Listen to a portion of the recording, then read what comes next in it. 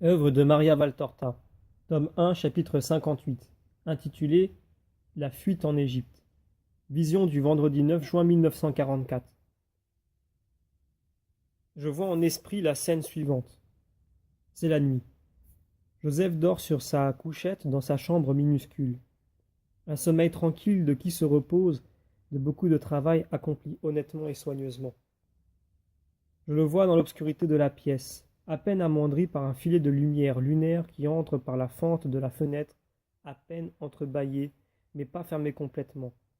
Comme si Joseph avait chaud dans ce petit local, ou comme s'il voulait avoir ce petit filet de lumière pour pouvoir se régler sur l'aube et se lever promptement. Il repose sur un côté et dans son sommeil sourit à je ne sais quelle vision qu'il a, à un songe. Mais le sourire se songe en effroi. Il soupire profondément comme s'il avait un cauchemar et s'éveille en sursaut. Il s'assied sur le lit, se frotte les yeux et regarde autour de lui. Il regarde vers la petite fenêtre d'où vient le filet de lumière. La nuit est profonde, mais il saisit le vêtement étendu au pied du lit, et toujours assis sur le lit, l'enfile sur la tunique blanche aux manches courtes qu'il a sur la peau. Il écarte les couvertures, met les pieds à terre et cherche ses sandales. Il les enfile et les lasse. Il se lève et se dirige vers la porte en face de son lit, pas celle qui est sur le côté du lit et qui conduit à la pièce où furent accueillis les mages. Il frappe doucement, à peine un tic-tic avec l'extrémité des doigts.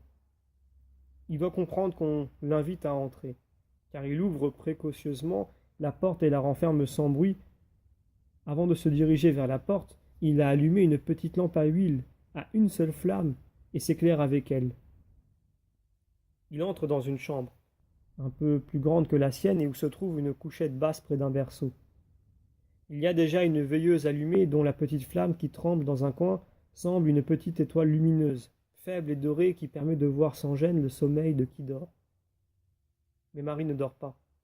Elle est agenouillée près du berceau, dans son vêtement clair, et elle prie, veillant Jésus qui dort tranquillement. Jésus, qui a l'âge où je l'ai vu dans la vision des mages, un enfant d'1 an environ, beau, rose et blond avec sa jolie petite tête aux cheveux bouclés, enfoncés dans l'oreiller et une main fermée sous la gorge. Tu ne dors pas? Demande Joseph à voix basse, étonné. Pourquoi? Jésus n'est pas bien? Oh non, il est bien. Je prie, mais je dormirai après. Pourquoi es-tu venu, Joseph? Marie parle en restant à genoux comme elle était. Joseph parle à voix très basse pour ne pas éveiller le bébé, mais avec animation. Il faut partir tout de suite d'ici, mais tout de suite.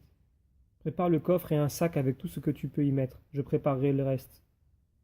J'emporterai le plus de choses possible. À l'aube, nous fuyons. Je le ferai encore plus tôt, mais je dois parler à la propriétaire de la maison. Mais pourquoi cette fuite? Je t'expliquerai après. C'est pour Jésus. Un ange me l'a dit. Prends l'enfant et la mère et fuis en Égypte. Ne perds pas de temps. Je vais préparer tout ce que je puis. Pas besoin de dire à Marie de ne pas perdre de temps. Dès qu'elle a entendu parler d'un ange, de Jésus et de fuir, elle a compris qu'il y a un danger pour sa créature et a bondi debout, plus pâle, avec son visage de cire, en portant angoissée une main sur son cœur. Elle a commencé à marcher, rapide et légère, à ranger les vêtements dans le coffre et dans un grand sac qu'elle a étendu sur son lit encore intact. Elle est angoissée, mais elle ne perd pas la tête. Elle fait les choses avec empressement, mais aussi avec ordre. De temps en temps, en passant près du berceau, elle regarde le bébé qui dort, sans savoir. As-tu besoin d'aide? Demande de temps à autre Joseph en passant la tête à la porte entrebâillée. Non merci, répond toujours Marie. Seulement quand le sac est plein, il doit être lourd. Elle appelle Joseph pour qu'il l'aide à le fermer et à l'enlever du lit. Mais Joseph ne veut pas qu'on l'aide, et se débrouille seul en prenant le long paquet et en le portant dans sa petite pièce. Est-ce que je dois prendre les couvertures de laine? Demande Marie. Prends le plus possible, car le reste nous le perdrons. Mais prends tout ce que tu peux. Ce sera utile parce que nous devons rester loin longtemps, Marie. Joseph est très triste en disant cela. Et pour Marie, on peut penser ce qu'il en est. Elle plie en soupirant ses couvertures et celles de Joseph qui les lie avec une corde. Nous laisserons les courtes pointes et les nattes, dit-il en ficelant les couvertures. Même si je prends 3 ânes, je ne peux trop les charger. Nous avons à parcourir une longue et pénible route, en partie à travers les montagnes et en partie dans le désert. Couvre bien, Jésus. Les nuits seront tellement froides dans les montagnes et le désert. J'ai pris les cadeaux des mages qui nous seront utiles là-bas. Tout ce que j'ai, je le dépense pour acheter les 2 ânes. Nous ne pouvons pas les renvoyer et je dois payer comptant. Je vais sans attendre l'aube. Je sais où les trouver. Toi, finis de tout préparer. Et il sort. Marie recueille encore quelques objets, puis après avoir observé Jésus, elle sort et revient avec 2 petits vêtements qui paraissent encore humides, peut-être lavés de la veille. Elle les plie, les enroule dans un linge et les met avec le reste. Plus rien. Elle se tourne et voit dans un coin un petit jouet de Jésus, une petite brebis taillée dans les bois. Elle le prend en sanglotant et l'embrasse. Le bois porte les traces des petites dents de Jésus et les oreilles de la brebis sont toutes mordillées. Marie caresse cet objet sans valeur, taillé dans un morceau de bois blanc, mais de si grand prix pour elle, parce qu'il lui dit l'affection de Joseph pour Jésus et lui parle de son bébé. Elle le joint aux autres objets sur le coffre fermé. Maintenant, il n'y a vraiment plus rien. Jésus seulement dans son berceau. Marie pense qu'il faudrait bien préparer le bébé. Elle va au berceau et le remue un peu pour réveiller le petit. Mais il gémit un instant, se retourne et continue de dormir. Marie caresse doucement les boucles de ses cheveux. Jésus ouvre sa petite bouche pour bâiller. Marie se penche et le baise sur la joue. Jésus achève de se réveiller. Il ouvre les yeux. Il voit la maman et sourit et tend ses mains vers son sein. Oui, amour de ta maman. Oui, le lait, avant l'heure habituelle. Mais tu es toujours prêt à sucer ta maman, mon saint petit agneau. Jésus rit et joue en agitant ses petits pieds hors des couvertures, agitant les bras avec une de ses joies enfantines. Si charmante à voir. Il appuie ses pieds contre l'estomac de sa maman, se courbe et appuie sa tête blonde sur son sein. Puis il se rejette en arrière et rit en saisissant les cordons qui ferment le vêtement de Marie et en essayant de l'ouvrir. Dans sa chemisette de lin, il apparaît très beau, grassouillet, rose comme une fleur. Marie se penche et restant ainsi en travers du berceau dont elle se fait une protection, elle pleure et rit à la fois, pendant que le bébé babille avec ses paroles, qui n'en sont pas, de tous les bébés et où on distingue nettement maman. Il la regarde étonné de l'avoir pleuré. Il étend les mains vers les larmes claires qui sillonnent les joues de Marie et la mouille en faisant des caresses. Puis dans cette délicieuse attitude, il s'appuie de nouveau sur le sein maternel, se serre tout contre en le caressant de sa petite main. Marie baisse sa chevelure, le prend, s'assied et l'habille. Voilà. Le petit vêtement de laine est enfilé et ses pieds ont chacun des sandales minuscules. Elle lui donne le lait et Jésus suce avidement le bon lait de sa maman. Quand il lui semble qu'à droite, il n'en vient plus qu'un peu, il s'en va chercher à gauche et rit. En ce faisant, il regarde par en dessous sa maman. Puis il s'endort, la tête sur le sein de Marie, sa petite joue rose et ronde contre le sein blanc et arrondi de sa mère. Marie se relève, doucement, et le dépose sur la courte pointe de son lit. Elle le couvre de son manteau. Elle va au berceau et plie les petites couvertures. Elle se demande si elle doit prendre aussi le petit matelas. Il est si petit. Elle peut le prendre. Elle le met avec l'oreiller, près des objets qui sont déjà sur le coffre. Et elle pleure sur le berceau vide. Pauvre maman, persécutée dans sa créature. Joseph revient. Es-tu prête? Jésus l'est-il aussi? As-tu pris ses couvertures, sa petite couchette? Nous ne pouvons emporter le berceau, mais au moins qu'il ait son petit matelas. Le pauvre petit qu'il cherche à faire mourir. Joseph! Elle pousse un cri pendant qu'elle s'accroche au bras de Joseph.